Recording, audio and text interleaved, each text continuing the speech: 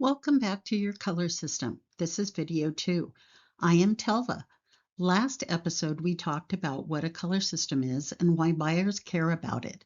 Today we are getting into the first building block of yours, temperature. Of all the color principles we are going to cover in this series, temperature is the one that gets absorbed the fastest. A buyer does not have to analyze your portfolio to feel the temperature. It hits them before they have processed a single print consciously. And that means if your temperature is inconsistent, they have already formed an impression before they have given your work a fair look. Be sure to download the temperature signature worksheet using the link below and work through it alongside the episode. In color theory, temperature refers to where a color sits on the warm to cool spectrum. Reds, oranges, and yellows read as warm. Blues, greens, and purples read as cool. But within every color family, there is a warm version and a cool version. A yellow-leaning red feels very different from a blue-leaning red. A warm green, one with yellow in it, feels very different from a cool green with blue in it. In surface pattern design, temperature is not just about individual colors. It is about the cumulative feel of your palette across all your motifs. A collection can be made entirely of neutrals and still have a very clear temperature signature. Most designers sit somewhere on a spectrum between strongly warm, strongly cool, and what I call balanced warm or balanced cool, a dominant temperature softened by deliberate contrast notes. A strongly warm designer works in spice tones, earthy ochres, rusted oranges, and creamy ivories. Their cool notes, when they use them, are warm leaning. A strongly cool designer works in dusty blues, soft mauves, cool sage, and pale gray. Their warm notes, when they appear, are muted. A balanced designer uses both temperatures, but with a dominant lean. The designers who struggle are the ones whose temperature shifts completely between collections with no connecting principle. I want you to do a simple exercise right now if you have your portfolio accessible. Pull up your last 12 to 20 designs, or as many as you have if you are earlier in your practice. Do not filter them, just look at everything. Now squint. Blur your eyes a little and look at the collective color mass of what you have made, not the individual prints, the whole thing together. What is the feeling?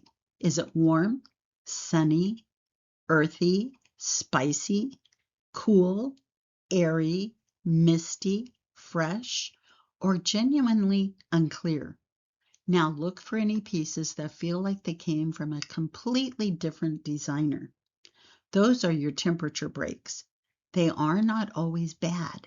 Sometimes a temperature contrast piece is intentional, but if you have clusters of warm work and clusters of cool work with no bridge, that is the gap we're going to try to fix today.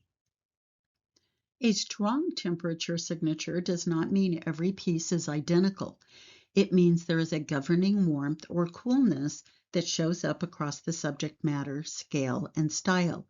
A designer with a strong warm signature, like myself, can make a watercolor floral, a bold geometric, and a playful conversational print, and all three will feel like they belong to the same creative mind. The warmth is structural, not just which colors they chose. That structural quality is what makes a signature feel proprietary. It is hard to copy because it is not a formula, it is a sensibility. If you look at your portfolio and do not see a clear temperature signature yet, here is how to start building one. First, identify which of your prints you love the most.